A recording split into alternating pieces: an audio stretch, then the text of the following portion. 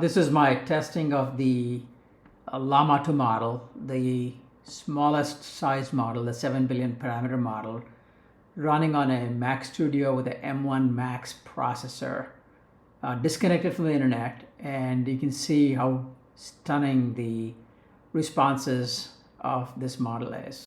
For the first question, I asked it to define a rare disease. And you can see perhaps not the most succinct answer, but it's a wonderful answer, right, pretty much on point. Then I asked it for some factual questions about how many people in the US have a rare disease. And I want to see what's encoded in it. And again, the number is pretty much on target, about 30 million people. So it's not hallucinating or making up numbers here. Then for my next question, I'm asking, how many of these rare diseases do have a treatment? In this run, it did not give me a very precise answer, perhaps because my question itself could have been framed a little bit better. Next, I asked it about costs to treat a rare disease. Kind of an open-ended question without specifying which disease, but let's see what it says. And it had a pretty good response, talking about the cost depends on the condition itself and what type of insurance coverage one has, etc. Next, I ask it a bit more of an open-ended question about guessing the type of disease or the name of the disease if one cannot process glucose normally. Let's see where it goes with that.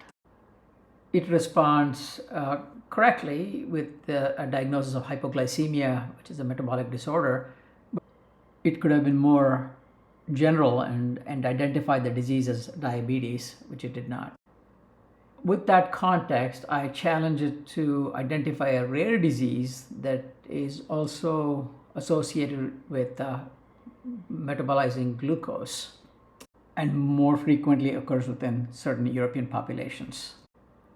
Here it came up with two diseases, Fabry disease, which is a kind of a metabolic disease, and mucopidosis, which probably is not. So it may have been hallucinating here, especially if it thinks it was related to processing glucose. All of this was from a model that I quantized to 4 bits and takes up 3 gigabytes of memory, down from about 13 gigabytes, was the size of the 7 billion parameter model, and yet it was just stunning. And again, important to remember that I'm running this model on a Mac, disconnected from the internet, and this Mac has about 32 GB of memory, and it's using about 3 gigabytes for the model to load the weights.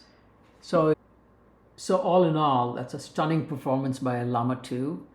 And if OpenAI and Google, which actually run these large models that are more closed models, think that they'll have the field for themselves, that's clearly not the case, not going to be the case. The smaller open source models having to deal with closed data, particularly health-related data, etc., will have a big opportunity.